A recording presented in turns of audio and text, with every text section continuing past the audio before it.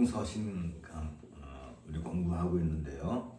오늘은 요한 2서 가지고 진리와 사랑을 구현하는 교회 공동체라는 제목으로 함께 공부하겠습니다. 먼저 같이 기도하겠습니다. 하나님, 오늘 우리의 삶을 돌아볼 때에 하나님의 은혜가 아니고서는 그 어느 것도 우리의 것이라 할 수 없을 만큼 이 세상이 각박하고 어렵고 우리로서는 감당하기가 쉽지 않다는 것을 고백하게 됩니다. 하나님의 은혜였다면 우리의 삶이 비록 어렵고 힘들다 할지라도 그 은혜 안에서 누리는 기쁨을 가지고 살아가는 것이 마땅할 것입니다. 오늘도 우리가 무엇보다도 이 말씀을 잘 공부하고 배움으로써 우리가 이 땅에서 살아가는 동안에도 온전히 하나님만을 바라보며 살아가는 그런 기쁨을 누리게 하옵소서. 예수님 이름으로 기도하옵나이다. 아멘. 우리가 공동서신을 벌써 공부한 지가 1년 반이 다 돼가고 있습니다. 이제 요한 2서, 그다음 요한 3서, 유다서 이렇게 남아 있는데 마지막이라고 하기가 좀 그렇긴 하지만 어쨌든 간에 공동서신을 잘 마치면 좋겠습니다. 공동서신의 가장 큰 특성이라고 한다면 우리가 늘 마음에 담아둬야 될 게 있죠. 성경에 어떤 큰 테두리가 있다 한다면 구약과 신약으로 나누죠. 구약은 한마디로 말하면 말씀이신 예수 그리스도께서 어떻게 이 세상에 오실 것인가 하는 예수 그리스도에 대한 예수 그리스도가 누구신가, 그분에 대한 얘기예요. 쉽게 말하면, 한마디로 말하면, 쉽게 말하면 성육신 하실 것이다. 다시 말하면 로고스이신 그분이 인간의 몸을 입고 오실 것이다 할 때 여기에 가장 잘 드러나는 그 하나의 사상이 인자. 특히 이 이야기는 다니엘서에서 잘 보여주고 있죠. 에스겔도 충분히 보여주고 있긴 하지만 이때가 다니엘이라든지 에스겔서가 기록된 때가 주로 이제 왕국이 북이스라엘 왕국도 무너지고 남유다 왕국도 무너지고 포로기 시대, 그다음에 포로 시대에서 이제 회복되는 것을 예언하는 이제 그런 상황이죠. 그리고 이 이전에 다니엘 에스겔 이전에 예레미야가 등장하죠. 예레미야에서 최종적으로 선언하는 그 내용이 뭐냐면 새 언약.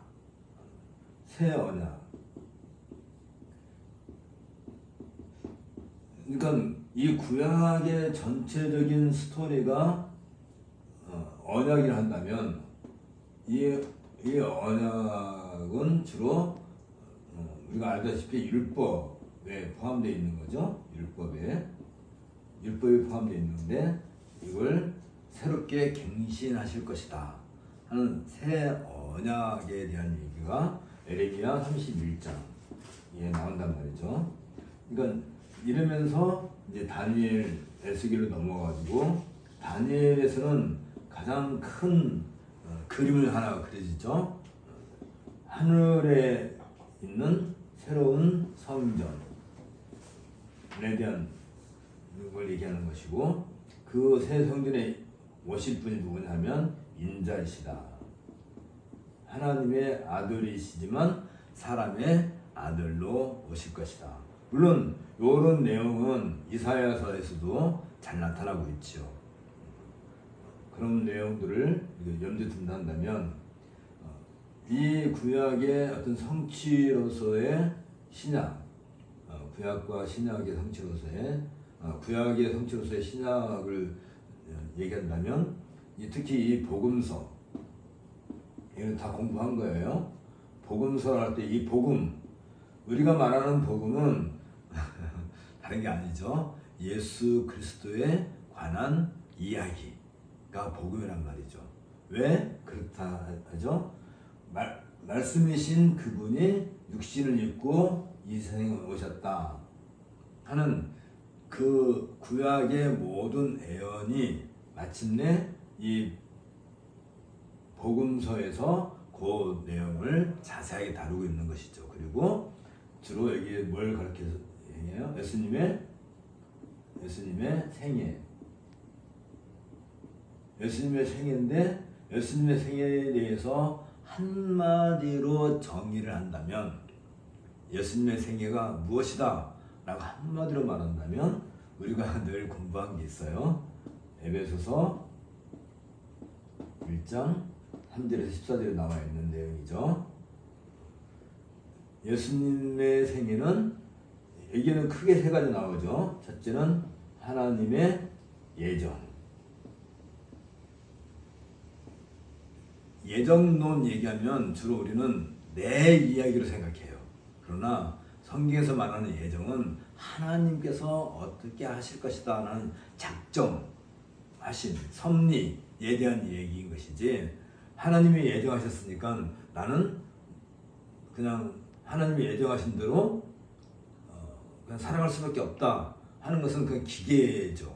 운명론에서 얘기하는 것이고, 하나님의 예정은 그런 게 아니죠. 굉장히 폭이 넓어요. 섭리와 관련된 것이고, 두 번째는 예수 그리스도의 구속. 이게 중요한 내용이에요.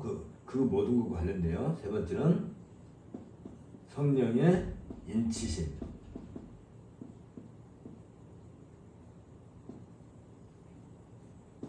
요 세 가지의 내용이 이 복음서 안에서 예수님의 생애를 통해서 가장 잘 그려주고 있단 말이죠. 그리고 이제 사도행전이 등장하는데, 사도행전은 이제 바울이 늘 얘기하는 것처럼 예수 그리스도가 이 땅에 임하시고 그 다음에 십자가에서 죽으시고 그 다음에 승천하셨다 할 때, 특히 예수님의 이 구속은 무엇과 가장 연결되냐면 이 하나님의 예정. 이 하나님의 예정은 계시로서 충분히 주어졌단 말이죠. 계시의 내용이 어디에 담겨 있다고요? 한마디로 율법에 담겨 있다는 얘기죠. 율법에 담겨져 있는 이 계시를 예수 그리스도는 순종하셨다.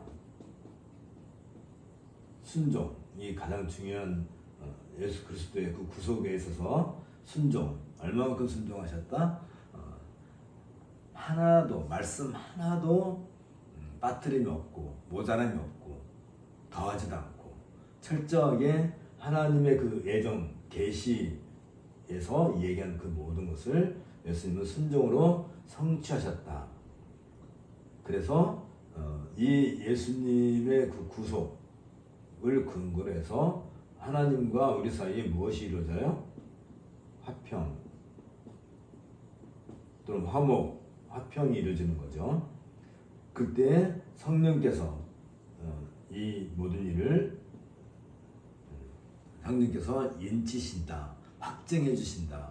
우리 안에 믿음을 심어주시고 믿음을 자르게 하심으로써 이런 내용들을 받아들이게 하는 거죠. 믿게 한다. 그래서 이 모든 것을 가르쳐서 이런 내용들을 가르쳐서 성경은 믿음이다 그래요. 그러니까 믿음이라 한다는 것은 내가 무엇인가를 이렇게 어떤 것을 소망을 하고 그것을 간절히 소원을 이루기 위해서 간절히 이게 뭔가를 이렇게 바라는, 그게 믿음이 아니에요. 그건 종교성이지. 종교성. 내가 뭔가를 하고 싶은데 내 능력이 모자라. 그러니까 신의 가공된 신이죠. 만들어낸 신이지. 사람들이 만들어놓은 어떤 그 신의 가오를 덧입어서 힘을 얻어서 뭔가를 이루어 보겠다. 그래서 뭐 이게 제사도 지내고 굿도 하고 점도 치고 뭐 하는 게 다 그런 거겠죠. 한마디로 말하면 내가 뭔가를 이루려고 하는 나의 어떤 계획을 신이라고 하는 어떤 가공된 것을 가져다가 뭔가 그것을 이루어 보겠다 한다는 것을 보통 사람들은 믿음이라고 이야기한단 말이죠. 그러나 성경에서 말하는 믿음은 철저하게 하나님 중심이죠. 여기 이 모든 일을 이루어가는 것이 지금 얘기한 이 모든 것을 이루어가는 것, 이 역사 속에서 이루어진다고 그랬잖아요. 영원의 세계에서 하나님께서 계획하신 것을 이 유한한 세상의 한 시간, 한 장소에서 성취해 나가시는 그 모든 것을 갖다가 하나님의 경영, 오이코노미아라고 한다죠. 하나님의 경영, 하나님께서 경영해 나가시는 이걸 믿는 거예요. 하나님께서 하시는 일. 보통 이제 말할 때 유한은 무한을 담지 못한다라고 얘기하지만 어떻게 보면 영원하신, 그러니까 무한하신 하나님이 유한한 세상, 그러니까 굉장히 뭐랄까요, 거기에 하나님께서 침투해 들어오시는 것이지. 그럼으로써 이 무한한 세상을, 아니 이 유한한 세상을 무한한 세상으로 감싸시는 거지. 그런 것이 하나님의 그 경영 속에서 이루어지는 거란 말이죠. 여기까지는 이해가 가시겠죠? 우리가 다 해왔던 얘기들이에요. 지난 5년 동안 제가 수없이 늘 강의를 시작할 때마다 이 이야기를 빠뜨리지 않고 해왔던 것 같아요.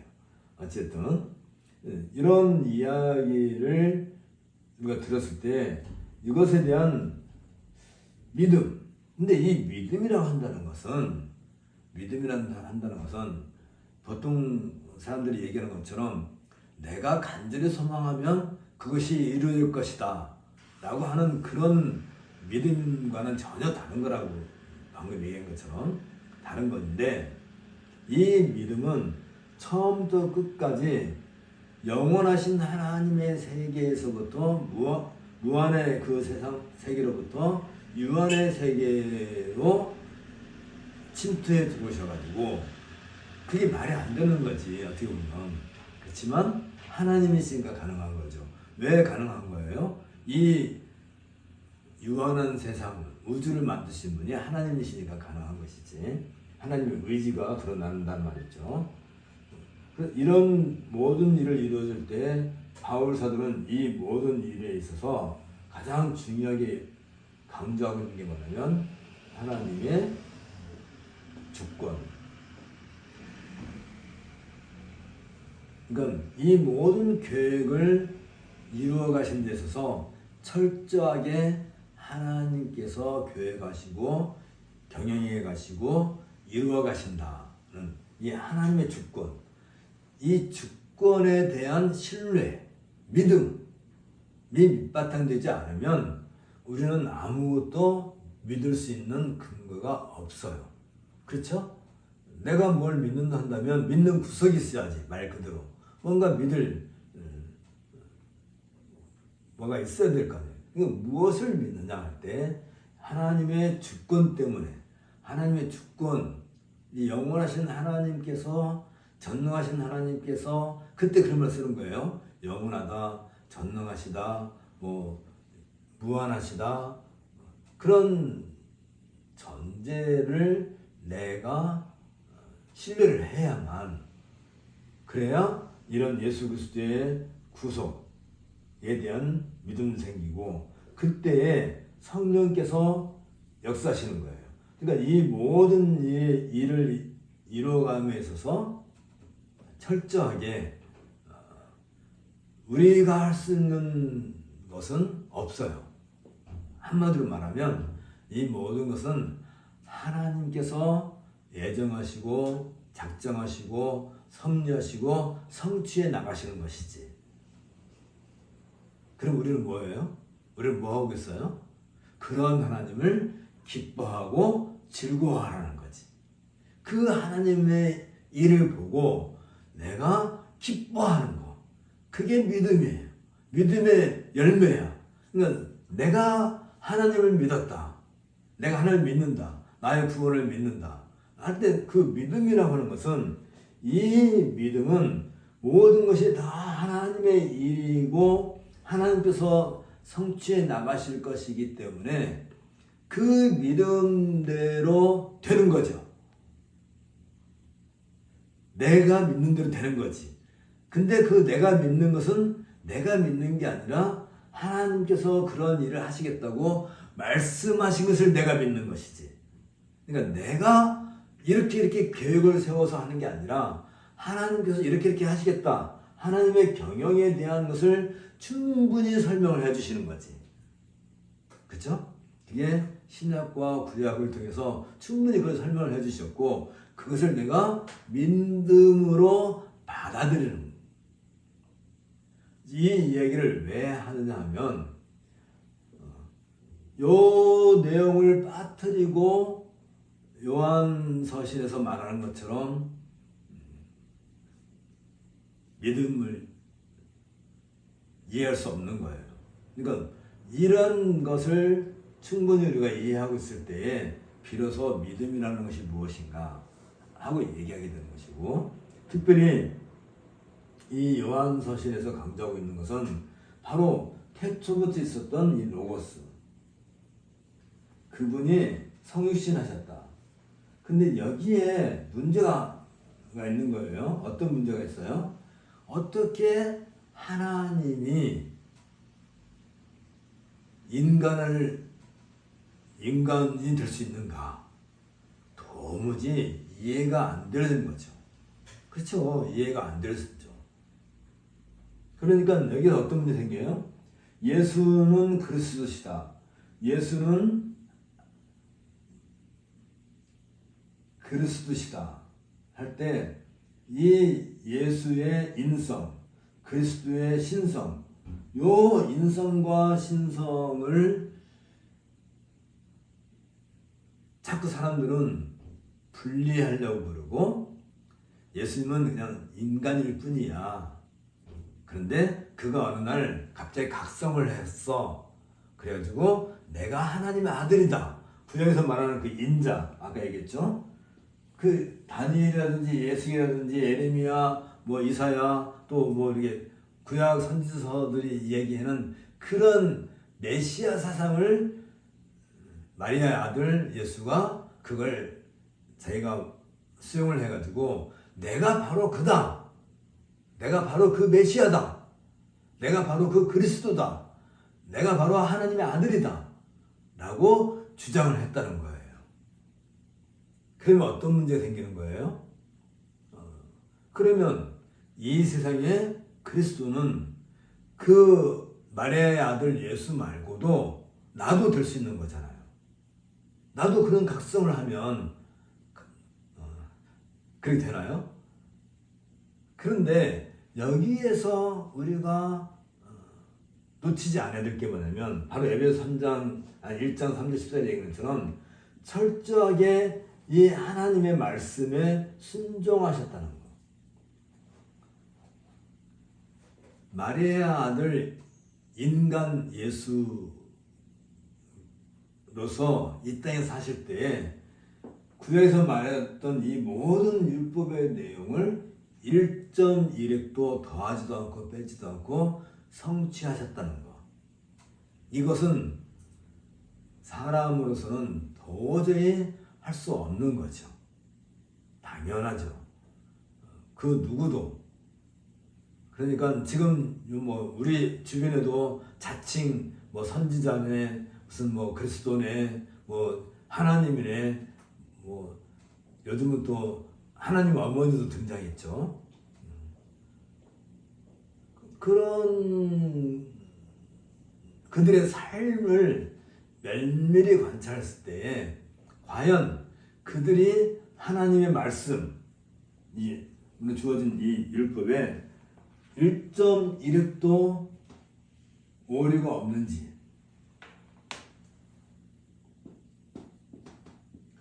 사실 이 율법이라는 것은 로고스이신 그분의 말씀인 것이지, 어떻게 보면 그게 주어진 것이란 말이죠. 그러니까 로고스이신 그분이니까 이 율법대로 이 세상에서 생애 가운데서 살아가시는 것이지, 예수님의 생애라는 것이 그것을 성취해 나가시는 과정인 것이지, 사람으로서는 도저히 할 수 없는 거예요. 그 첫 번째 사건을 우리는 어디서 보는 거예요? 예수님께서 세례 요한으로부터 세례를 받으시고 그 다음에 광야로 나가서 40일 금식하시고 그리고 사탄의 시험을 받을 때에 사탄이 가장 먼저 하는 게 뭐예요? 이 돌들을 명하여 떡으로 만들어 먹어라 라고 할 때 그 예수님께서 하시는 말씀이 딱 하나죠. 뭐죠? 사람은 떡으로만 사는 것이 아니라 하나님의 말씀으로 사는 것이다 라고 할 때 그 말씀, 그게 그 로고스란 말이죠. 그 로고스가 이런 과정을 통해서 율법에서 우리가 빠질 수 없는 게 뭐죠? 구약에서 가장 중요하게 상징적으로 나타나는 것이 성전.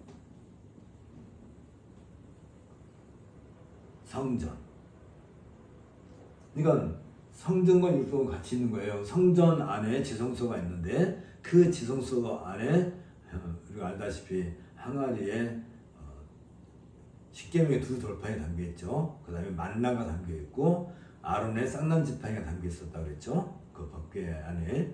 그랬을 때 그 성전을 상징하는 게 결국 뭐냐면 돌판,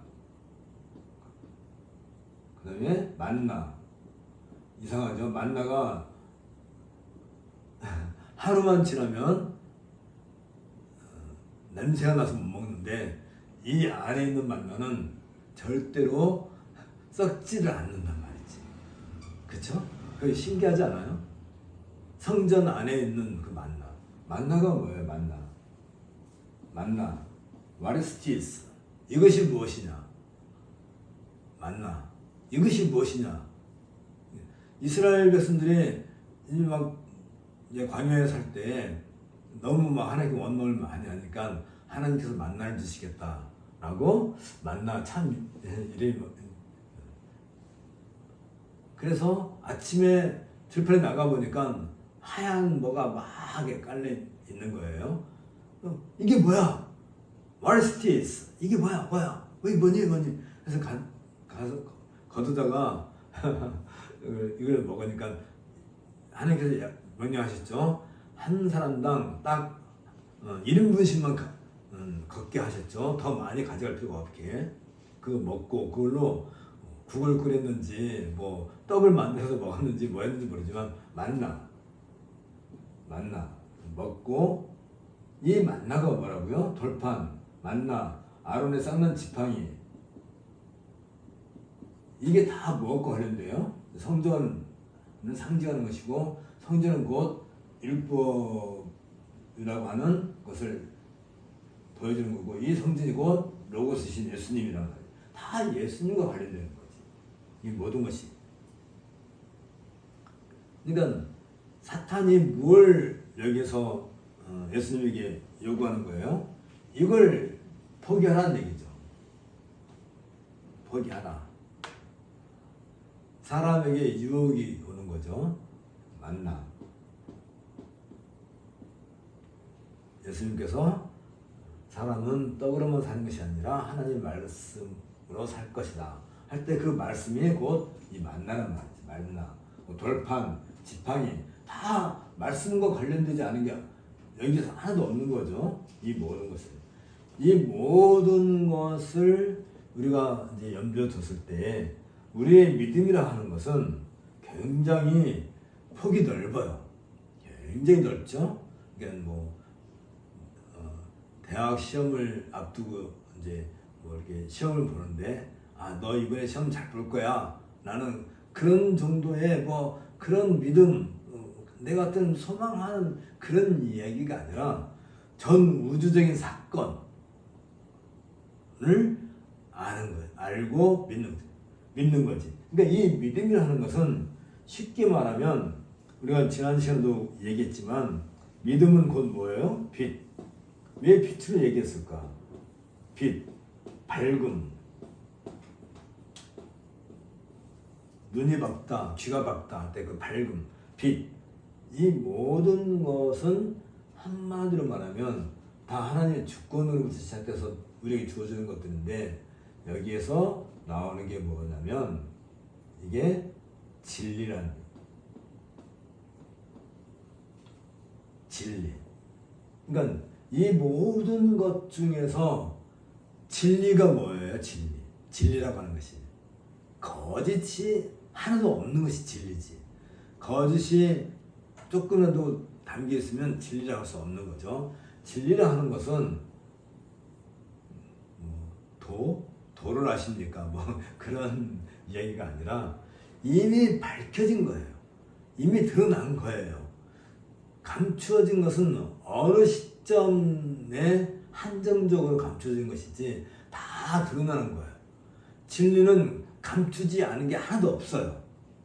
심지어 우리가 그 잠언 같은 데서도 보면 나오죠.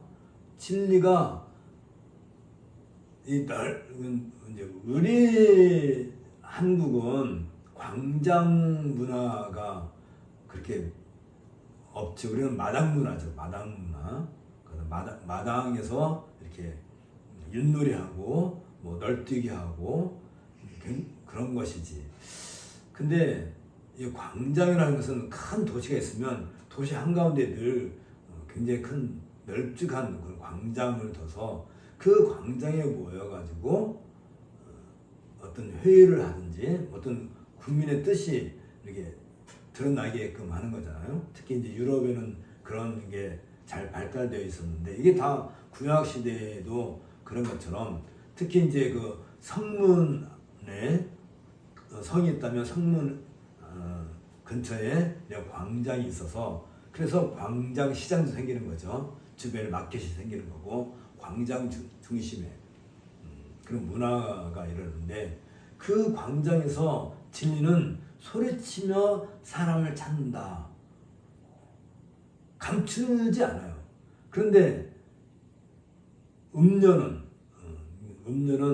웅큼한 으슥한 곳에서 사람을 유혹하지만 진리는 밝은 곳에서 사람을 향해서 소리를 치는 걸로 묘사하고 있잖아요. 잠언 같은 데서도 보면. 그러니까 이 믿음과 이 진리를 같이 놓고 본다면 그 어느 것 하나도 감추인 것이 없어요. 내가 몰랐을 뿐이지 이미 다 드러냈단 말이죠. 얼마만큼 드러냈냐면 이렇게 두꺼운 성경책으로 다 기록을 해놓을 정도로. 그러니까 한마디로 하게 되면 오해할 게 되게 많으니까 아주 길게 설명하고 또 설명하고 역사 속에서 수없이 이 일을 반복하고 또 드러내고 또 우리가 마치 지금 이 공부할 때 그동안 공부한 걸 또 리마인드하고 또 다시 되풀이하고 또 뒤집고 그 뭐죠? 그 뿅아리가 이게 뭘 먹으려고 땅을 계속 해치는 걸 뿅아리가 배우는 거잖아요. 우리가 좀 그런 거지. 막 뒤집는 거지. 무엇인가 그 안에서 있을까 하고 뒤집는 그런 훈련을 부지런히 해야 되는 거죠. 그러니까 진리라는 것은 이 모든 것이 계시로서 다 주어졌단 말이에요. 진리는 그런 것이지 감추인 게 없어요. 하나님께서 우리의 구원과 관련해서 다시 말하면 하나님이 누구신지 예수 그리스도가 누군지 성령께서 무슨 일을 하시는지 감추지 않고 다 그 모든 것을 한마디로 요한은 뭐라고 하냐면 이 모든 것을 다 가르쳐서 한마디로 말하면 하나님의 사랑이다. 이 모든 일을 다 이루어지는 것을 가르쳐서 요한은 한마디로 사랑이다. 이 사랑에서 진리를 뺄 수가 있나요? 이 사랑에서 하나님의 계시, 애정, 구속, 성령의 인치심, 예수님의 순종, 우리를 화평케 하심, 우리의 믿음, 빛, 여기 있는 단어들 중에 어떤 하나를 이 사랑에서 빼낼 수가 있나요? 이게 다 포함되는 것이지.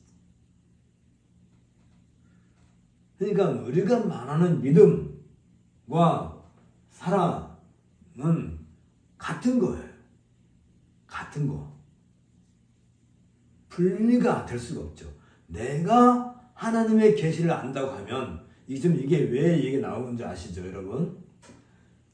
예수님은 하나님이 아니시다 라고 하는 사람들 때문에 지금 요한은 이런 얘기를 하는 거예요. 이 모든 얘기를 하는 거예요. 그게 참 묘한 것이지. 그러니까 로고스이신 하나님의 아들 성자께서 사람의 몸을 입고 이 땅에 오시는 것 자체가 하나님의 사랑의 증표다는 거죠. 그리고 그렇지 않았으면 우리가 구약에서 말할 때는 계시로서 말씀으로서 주어졌지만 성육신하신 그 예수님을 통해서 직접 하나님을 만나는 것이. 그리고 그 하나님을 만나서 교제한 그 사도들이 글을 써서 복음서라든지 사도행전이라든지 또 바울 서신서들, 이 서신서들 이런 내용들이 다 무엇에 대한 얘기예요?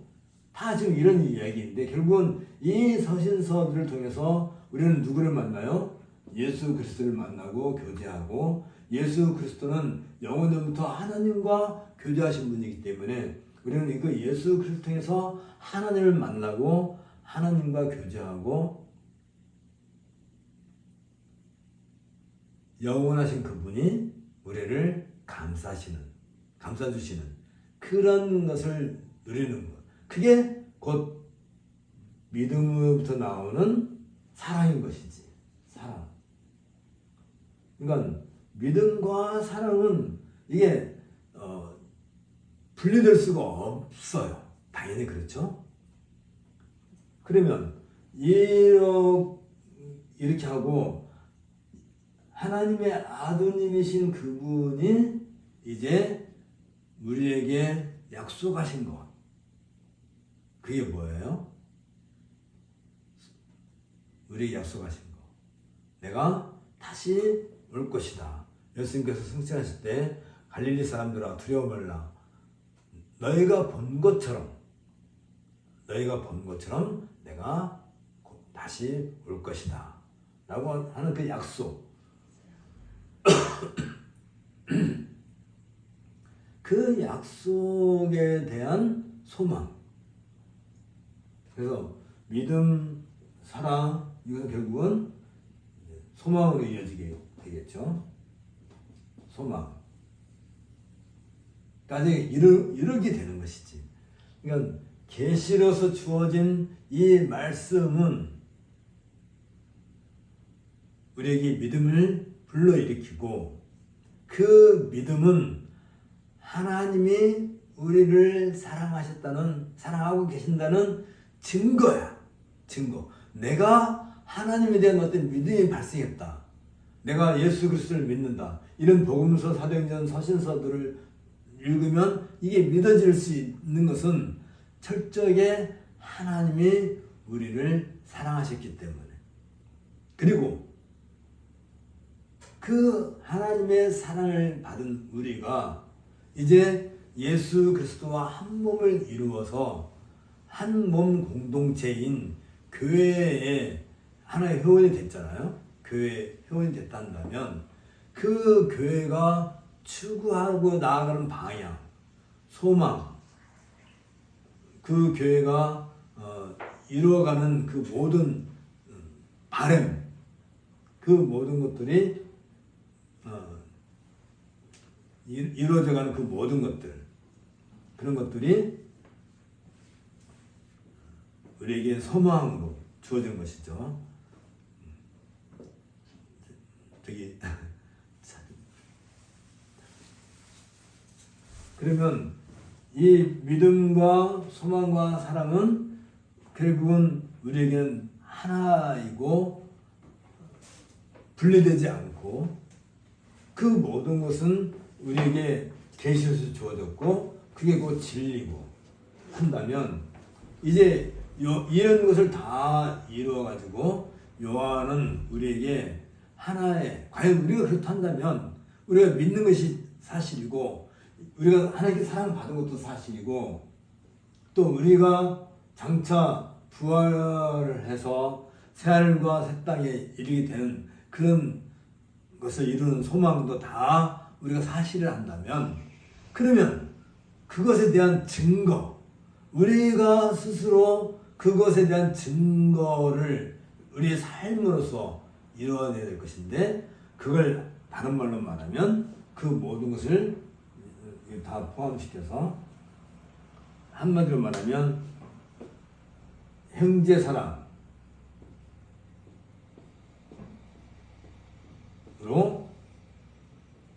그 증거를 드러내라는 거예요. 내야 되지 않겠느냐 이거죠.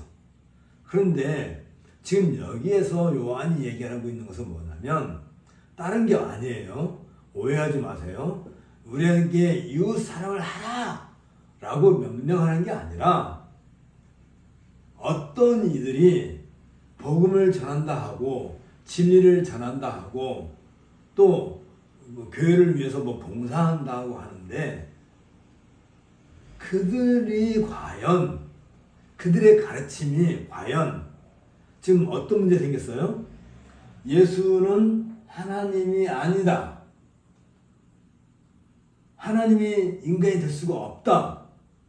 그러면서 어떤 사람들은 지금 여기 뭐예요? 예수는 그리스도다. 이게 사실 이 모든 신구약 성경 전부를 아우를 수 있는 한마디가 곧 예수는 곧 그리스도다 라고 하는 것인데 이것을 부정한다면 뭘 얘기하는 거예요?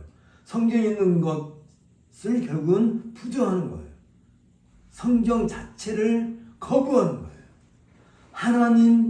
말로는 하나님을 얘기하고 하나님의 계시를 얘기하고 내가 하나님부터 어떤 뭔가 특별한 것을 얻었다고 얘기하고 다 뭐 그럴듯한데 그들이 주장하고 있는 그것이 참된 것인지 거짓된 것인지 진리인지 거짓인지 무엇으로 판명되냐면 과연 이웃 사랑을 그들이 하고 있는가? 이걸 교회가, 이걸 성도들이 판별하라는 거예요.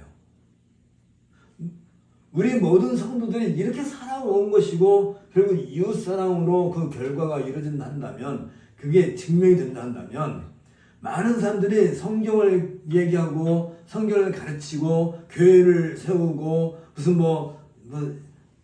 무슨 하나님의 성회를 만들고 뭐 하나님의 교회를 만들고 무슨 신천지를 만들고 뭘 다 만들었는데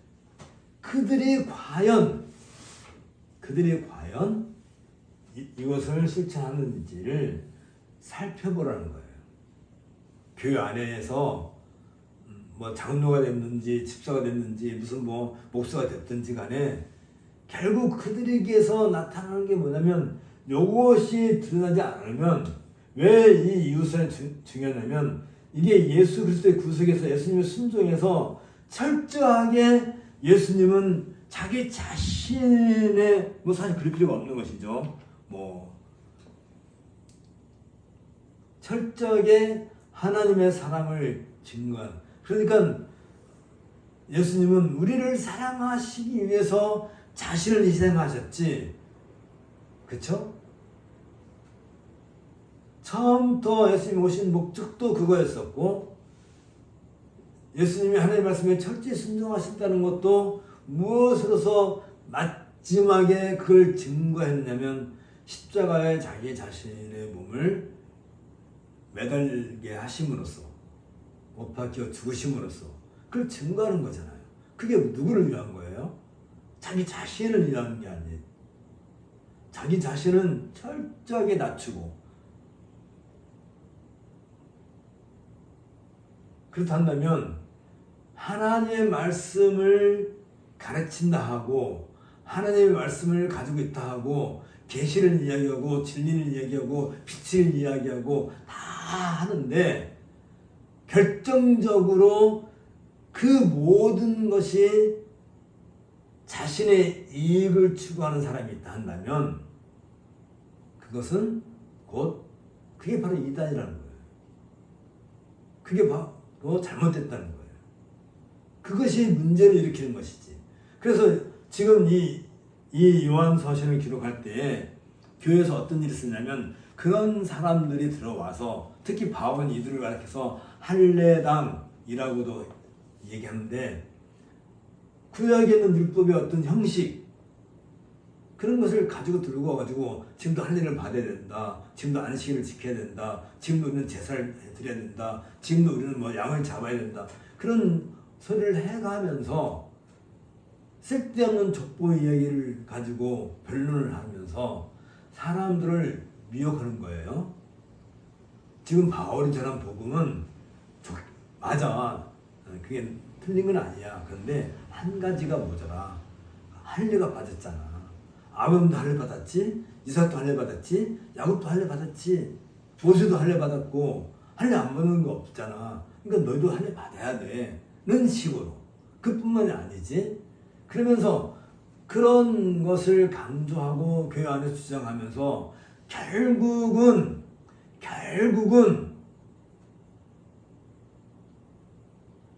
자신의 이익을 추구하고 있다 한다면 그건 이웃사람이 아닌 거예요.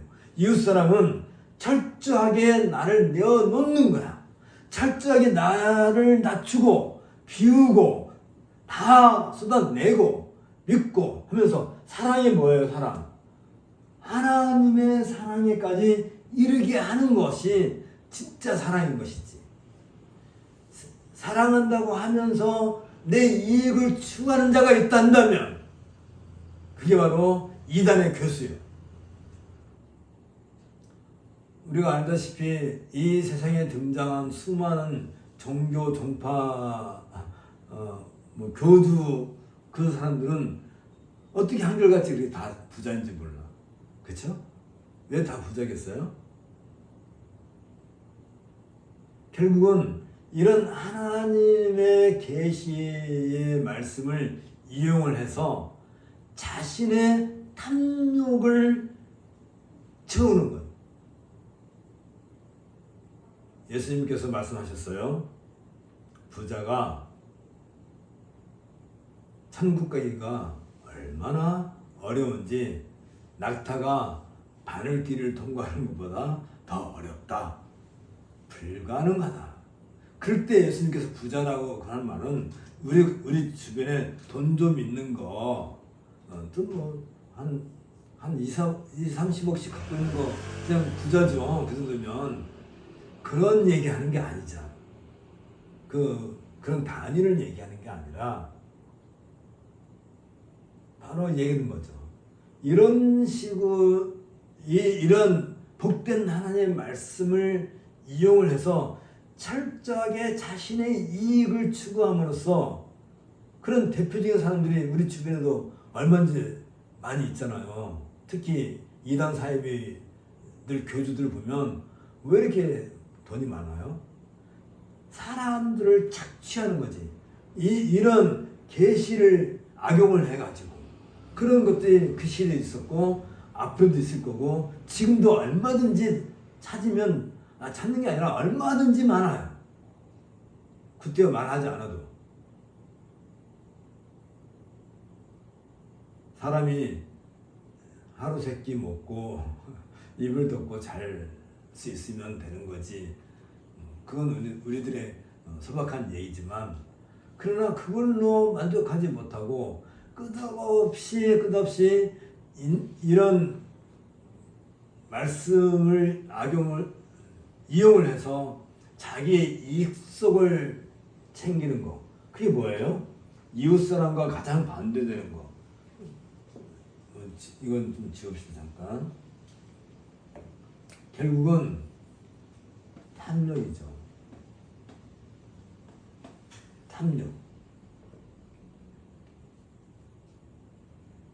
사람은 처음부터 끝까지 탐욕을 빼놓고는 사람을 이야기할 수 없을 정도로 첫 번째 아담과 하와가 이 탐욕을 가지고 하나님을 배신한 것처럼 사람들에게는 끝없이 탐욕이 화산 터지듯이 막 이렇게 북돋아 오르고 있는 거란 말이에요. 우리 인생 자체가 세포 하나하나에 탐욕이 꽉꽉 차 있는 것이 사람일 거란 말이죠. 그럴 때 요한 1서에 얘기한 것처럼 이게 바로 죄,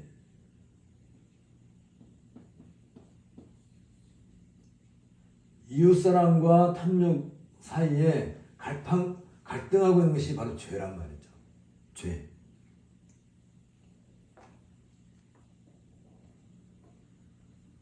그러니까 예수님은 참 그 말씀하셔도 어떻게 그렇게 기가 막히게 말씀하시는지 모르지만 재물과 하나님을 겸하여 섬길 수 없다.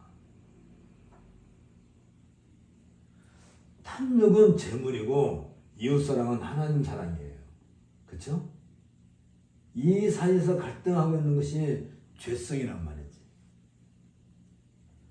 나에게 조금 더 손해가 오지 않아야 돼. 조금 더 손해가 오면 화가 나고 그때는 이웃이고 사랑이고 뭐고 하나님도 없고 그냥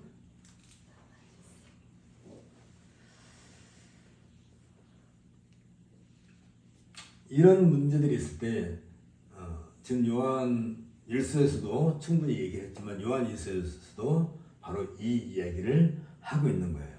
그래서 이 요한 2서에서는 특별히 진리에 대해서 다시 한번 얘기해주고 그 진리는 이 계시는 이 하나님에 대한 이 모든 것은 결국은 사랑으로 완성된다. 이 이웃사랑과 하나님 사랑은 같은 거예요. 어떻게 구분할 방법이 없는 거지. 왜? 하나님께서 우리를 사랑하셔가지고 당신의 독생자를 이 세상에 보내시고 십자가에서 죽기까지 그걸 하나님의 사랑을 우리에게 증거하셨다면 우리가 하나님을 사랑한다고 말을 할 때에 나의 희생, 나의 낮아짐 이거 빼고 얘기할 수 없잖아요. 반면에 탐욕은 뭐예요? 철저하게 자기중심인 거야. 나 중심인 거지. 그냥 나밖에 눈에 안 보이는 거죠. 교회, 나라, 뭐 세상, 인류의 뭐 이런 것들은 그냥 나의 탐욕을 채우기 위한 하나의 수단, 도구들로만 이용하는 거죠. 교회도 나의 탐욕을 위해서 교회를 다니고 믿음이 있는 것처럼 연극도 하고 그럴 때 우리가 늘 교회에서 예배 시작해서 예배가 진행될 때 늘 우리가 죄의 고백을 하는 순서가 예배 순서에 담겨 있는 것 같은데 거기에서 뭘 얘기하겠어요? 우리가 나도 모르게 탐욕에 젖어 살았던 내 삶에 대해서 철저하게 씻어내는 시간이잖아요. 다 씻어내고 오로지 하나님만을 바라보고 하나님을 기뻐하고 즐거워함으로써 하나님께 대한 경배, 예배를 드려가는 거지. 여기 288페이지 요한 2서의 신학적 사상은 그 아래서 두 번째 단요. 요한 1서의 신학 사상과 뭐 거의 똑같죠. 다를 바가 하나도 없죠. 요한 1서의 근거에서 요한 2서도 주어졌는데 한마디로 말하면 하나님의 자녀들은 사도들로부터 받은 복음에 따라 믿음을 유지해야 된다. 이건 지금 얘기한 거예요. 이게 다 사도들을 통해서 우리에게 주어진 그 복음의 내용이란 말이지. 그것을 믿는 믿음. 그렇다면 사랑의 계명, 이 율법 자체가 사랑의 계명을 그랬죠. 첫째는 하나님을 사랑하고, 둘째는 내 이웃을 내 몸을 사랑하라. 이 사랑의 계명에 순종하는 것은 예수님이 하나님 말씀에 철저히 순종하신 그 순종과 같은 의미인 거예요. 나의 죽음으로, 내가 십자가를 짊어지는 걸로 그 사랑을 실천하는 것이겠죠. 그렇다면 세속적인 것에 반대한다는 것은 뭐예요? 세속주의라는 것은 철저하게 탐욕이라는 탐욕. 인간의 탐욕. 세속적이라고 하는 것은 하나님과 반대편에 서 있어서 세속적인 것인데, 예수님께서 말씀하신 것처럼 하나님과 재물을 겸하여 섬길 수 없다 할 때 철저하게 하나님을 사랑하는 것에는 탐욕, 세속적인 것이 같이 갈 수가 없는 거겠죠. 그 사이에 갔다는 게 뭐라고요? 죄라고 그랬단 말이죠. 그래서 우리는 죄를 대적해야 된다는 거예요. 요한 2서 10절 11절에서 얘기하는 것처럼 죄를 대적한다는 것은 내가 죄를 안 짓겠다라고 발부둥친다는 그런 얘기가 아니라 세속적이고 탐욕적인 이것을 끝까지 밟은 세것, 그래서 뽑아내는 거예요. 내 세포 속에 있는 거 전자현미경을 살펴가지고 하나씩 바늘로 찾아내서 뽑아내는,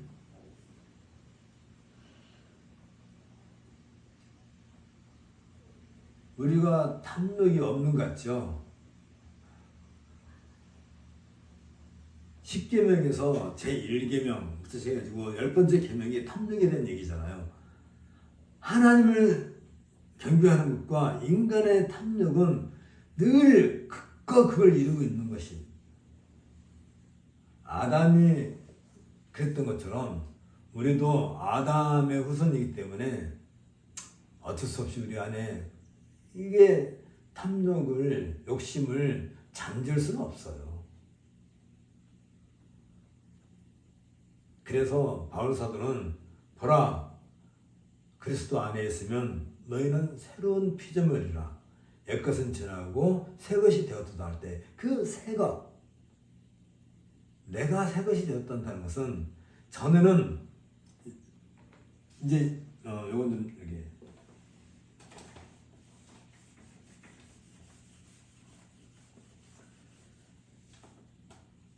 결국은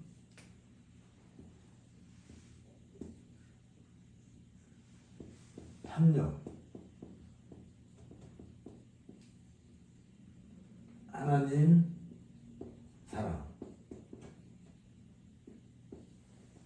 이 둘 사이에서 갈등하는 것을 아까 죄라고 그랬죠. 죄. 자, 우리가 탐욕을 향하여 가고 있으면 죄가 되는 거겠죠. 그렇죠? 근데 우리가 이 탐욕에서 하나님 쪽을 향해서 가는 것 같다가 우리는 고백이라고. 고백. 하나님 사랑, 고백. 그러니까 죄를 고백한다는 건 뭐 고백하는 거예요? 우리가 하나님께 가야 될 것을, 우리가 하나님을 향하여 가야 될 것이 인간의 본분인데, 이걸 하나님이 아닌 탐욕, 뭐 세속적이라고도 아까 얘기했죠. 세속적, 욕심, 욕망, 그 모든 것들을, 그러니까 이 탐욕의 결과가 뭐냐면 범죄란 말이에요. 범죄죠. 범죄는 두 가지가 있어요. 하나는 해야 될 것을 하지 않는 것, 하지 않아야 될 것을 하는 것. 같은 건가 다른 건가? 분명히 달라요. 분명히 우리는 성경에서 하지 말라고 한 것을 범죄라고 그러죠. 근데 우리가 잊어버린 게 있는데, 마땅히 해야 될 것을 하지 않는 것. 우리는 하나님의 사랑을 받았기 때문에 하나님을 향하여서 마땅히 사랑을 표현해야 되고, 내가 하나님을 사랑하고 있다는 그 증표가 뭐예요? 이웃을 사랑하는 것이죠. 이웃을 사랑하는데 그들 나 너 사랑해, 나 너 사랑해 하는 게 아니라 그들로 하여금 하나님을 사랑하게까지 이끌어주는 것이 진정한 사랑이란 말이죠. 내가 너를 사랑해. 근데 너는 지옥 가도 괜찮아. 라고 하는 것은 사랑이 아닌 것이지. 그러니까 지금 이 문제예요. 탐욕과 하나님 사랑, 하나님에 대한 이건데 둘을 동시에 섬길 수 없어요.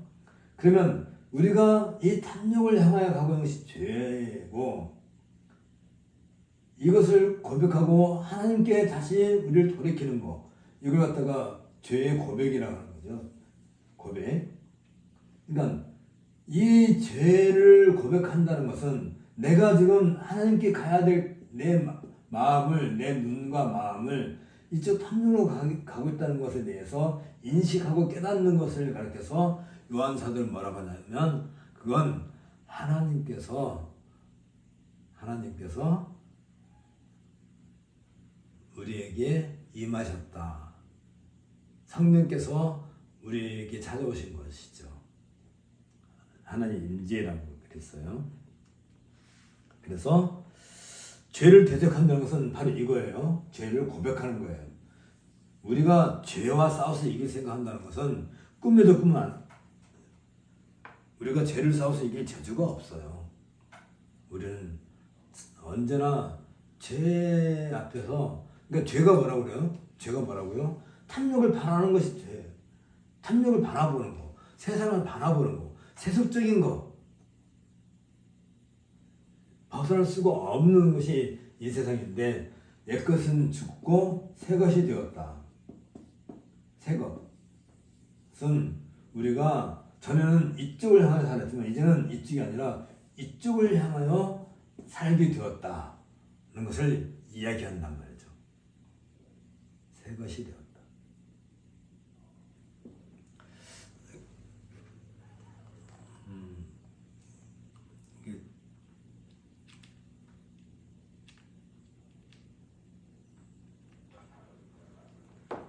그렇다 한다면 이게 고린도후서 5장 17절에 있는 얘기죠. 우리의 모든 마음을 바쳐서 하나님을 사랑하는 것이 마땅한데, 그래서 신명기에서도 그 얘기하는 것이잖아요. 마음과 뜻과 정성을 다하여 너 하나님을 사랑하라. 근데 요걸 방향을 비틀어서 내 욕심을 채우고 있다 한다면 그게 곧 이단이고 사입이고 그게 거짓 교훈이고, 우리 교회가 참된 교회를 한다면, 내가 참된 믿음을 가지고 있다 한다면 우리는 이웃사랑으로 그를 증거해내는 거다.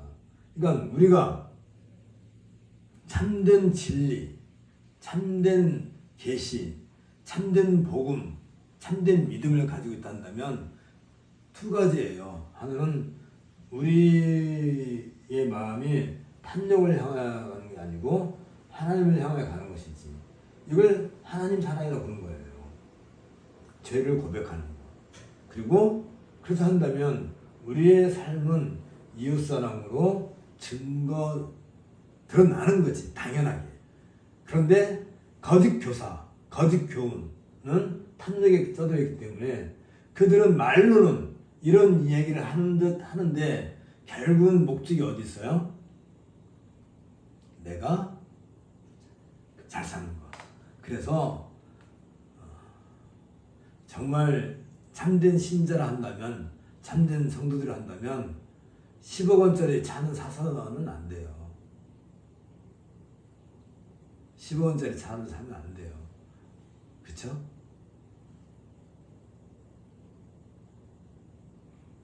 우리는 철저하게 그런 면에 있어서 우리 탐욕을 죽이는 연습을 해야죠. 그래서 우리 그 선배들, 믿음의 선배들 보면 되게 검소하게 살았어요. 먹는 것도 그냥 조금씩 먹고, 입는 것도 되게 검소하고, 속옷을 수없이 구멍 나면 이렇게 바느질해서 꿰매어 입고, 가난해서 그런 게 아니에요. 그리고 그렇게 해서 어느 정도 그 남는 것은 철저하게 이웃사랑을 위해서 사용을 한 거예요.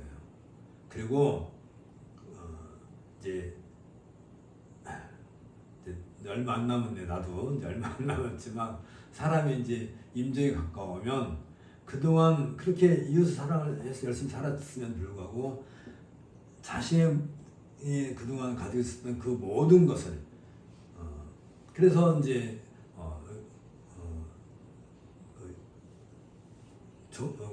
오래된 교회들 그 전통을 보면 가구 나눔 같은 걸 잘해요. 그러니까 어떤 분이 이제 내 삶을 생애를 정리할 때쯤 되면 고가구, 비싼 가구들 있었잖아요. 그런 것들 다 내어놓고 그게 이제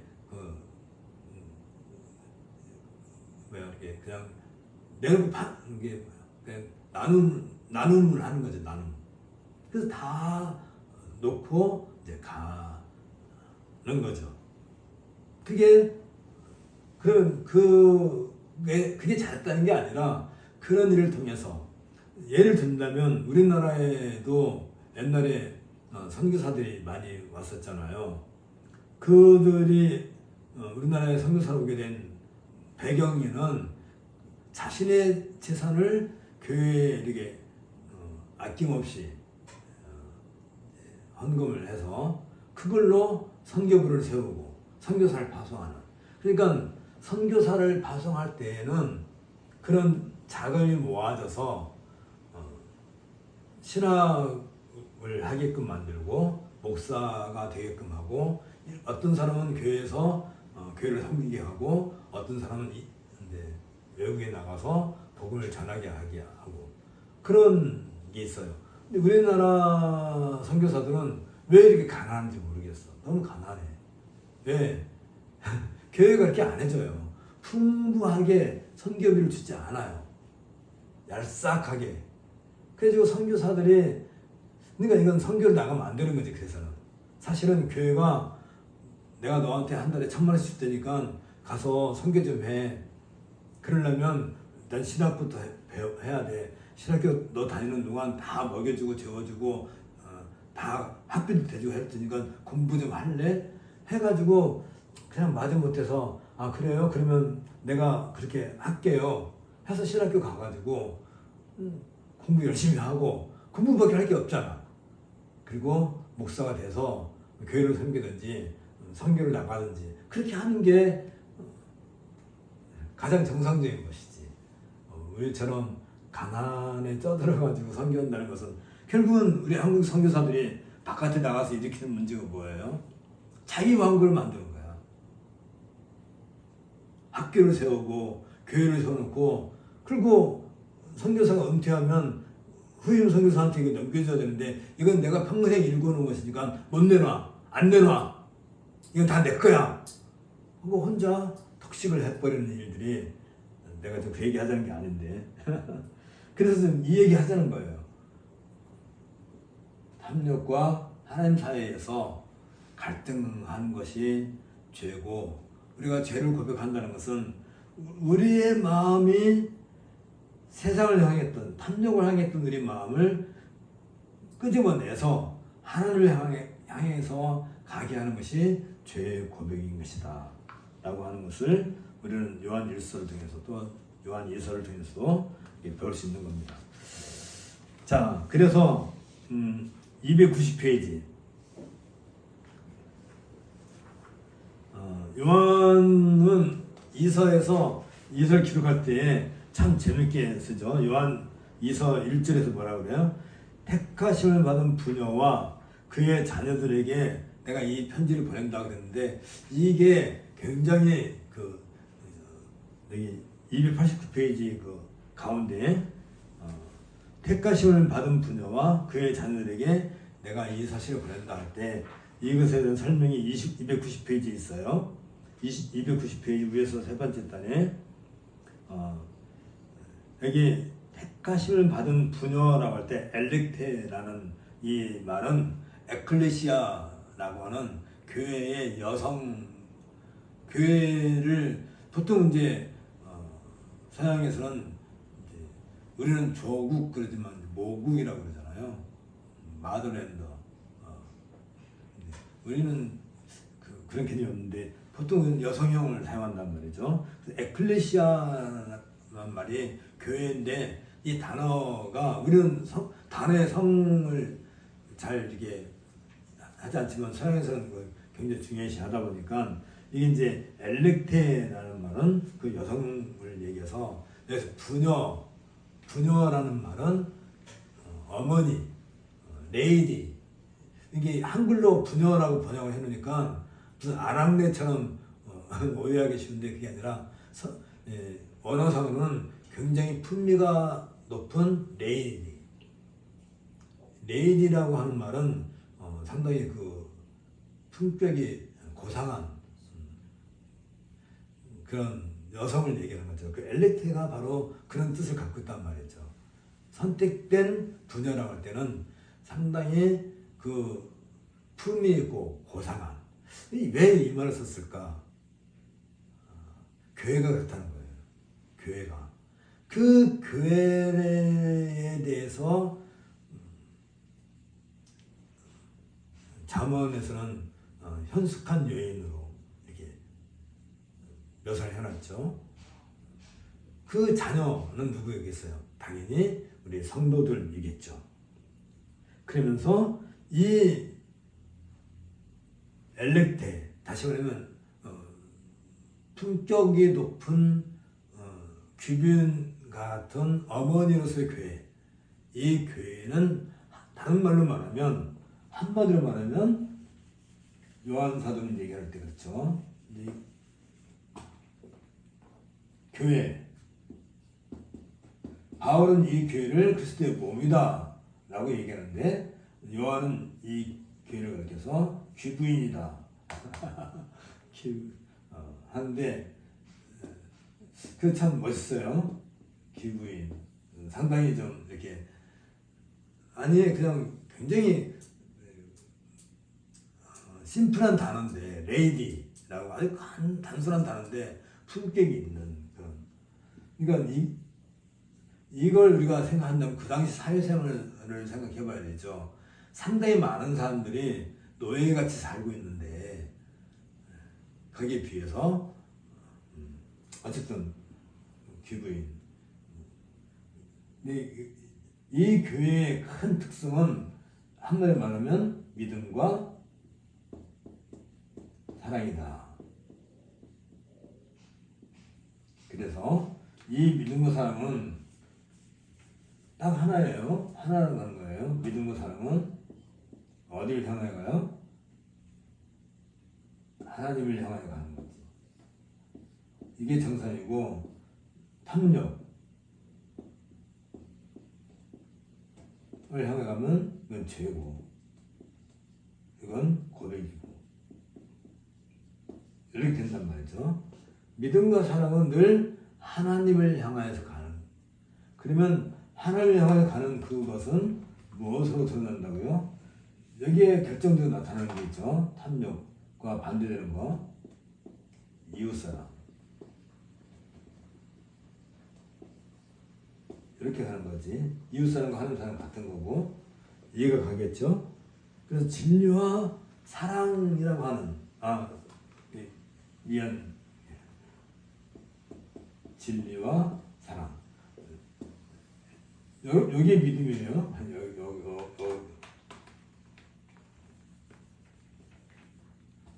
우리가 믿는 믿음은 바로 이 믿음인 것이지. 이게 참된 신앙인 것이죠. 이런 삶을 추구하고 있는 것이 참된 교회다. 그래서 진리와 사랑을 구현해 내야 된다 하는 것을 강조하고 있는 것이고, 나머지 부분은 여러분들이 읽으면 다 이해가 될 만한 것이고, 295페이지 넘어갑시다. 이 진리는 뭔가? 진리는 뭔가 하면 성육신이 진리예요. 인카네이션. 진리는 예수 그리스도의 실체다. 예수님이 하나님의 아들이신 그분이 인간의 몸을 입고 이 세상에 오셨다는 그 역사적 사실, 복음, 그게 바로 복음이란 말이죠. 그게 곧 진리. 그리고 295페이지 제일 밑에 딴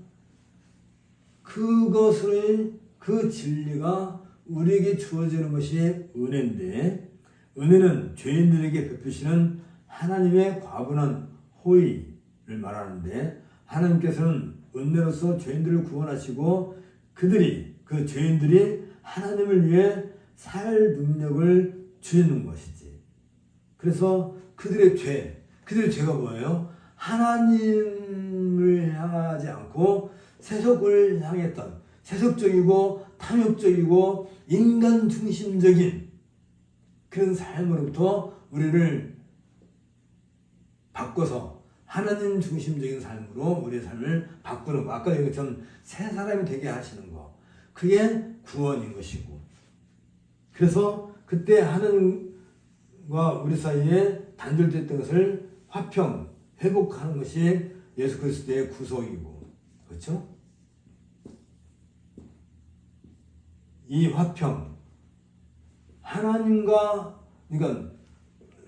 하나님으로부터 점점 멀어져서 살았던 우리 중심의, 탐욕 중심의 이 삶이 아니라 하나님과 관계가 회복되는 것. 이게 바로 화평이란 말이에요. 화평. 하나님과 관계가 회복되는 것. 그래서 우리가 이 탐욕을 향하여 가는 걸 죄라 한다면, 이 탐욕이 아닌 하나님을 향하여 가는 것, 이게 진리와 사랑의 결과인데, 이게 가는 것 같다가 화평이라고 하는 것이고, 우리가 터닝을 하게 되는 거죠. 이쪽을 향해서 이게 가고 있는 우리를 이게 유턴을 시키는 거죠. 유턴을 시켜주는 거. 이해가 가죠? 유턴. 이 터닝 포인트. 이게 곧 하나님의 우리에게 주시는 칭의란 말이죠.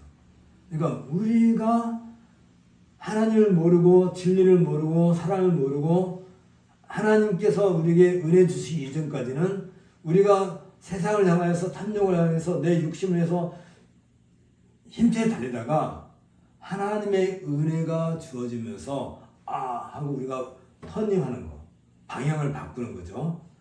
하나님을 향해서 우리의 방향을 바꾸는 거. 그걸 갖다가 뭐라고 한다고요? 의는 하나님께 돌아서는 거예요. 하나님께 가까워지는 거예요. 이게 칭의란 말이에요. 이게 갖다 칭의라고 그래요. 우리를 의롭게 하셨다.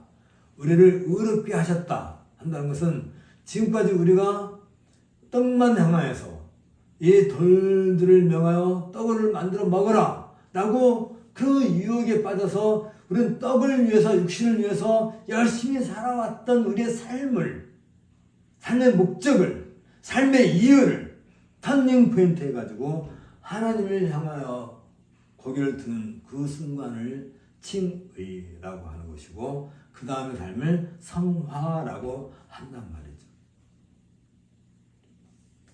이것은 하나님의 은혜로 주어지는 것이지 우리가 돈 주고 살 수 있는 건 아니라는 것은 우리가 알고 있는 거고요. 그리고 이제 결론을 넘어갑시다. 그래서 이제 요한 사도는 요한 2서 11절에서 이게 304페이지.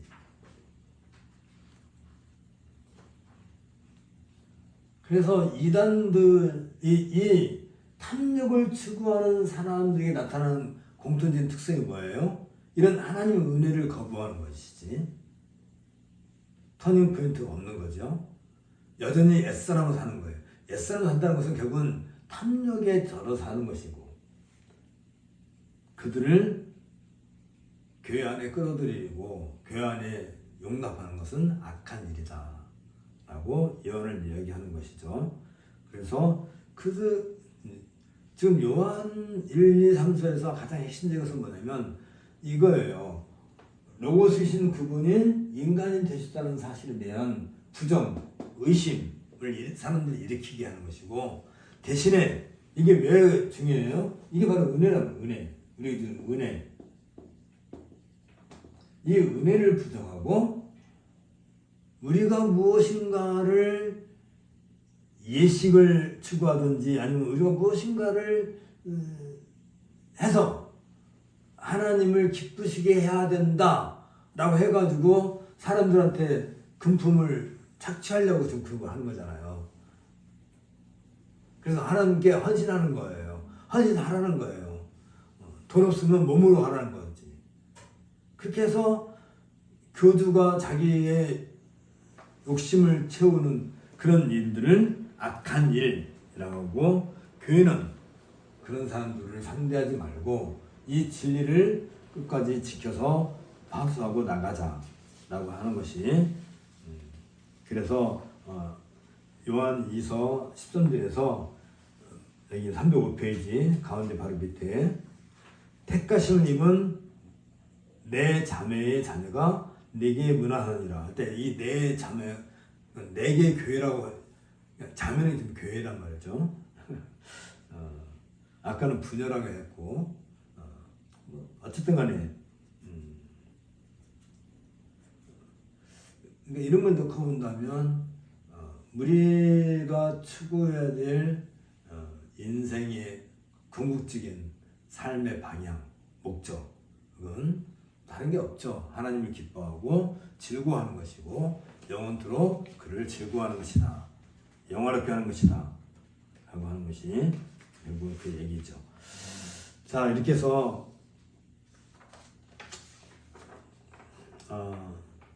305페이지 그 밑에 단에 보면 하나님은 주도적으로 죄를 부르시고 그게 뭐냐면 은혜죠. 그들에게 아들을 주시고 그게 뭐예요? 사랑이죠.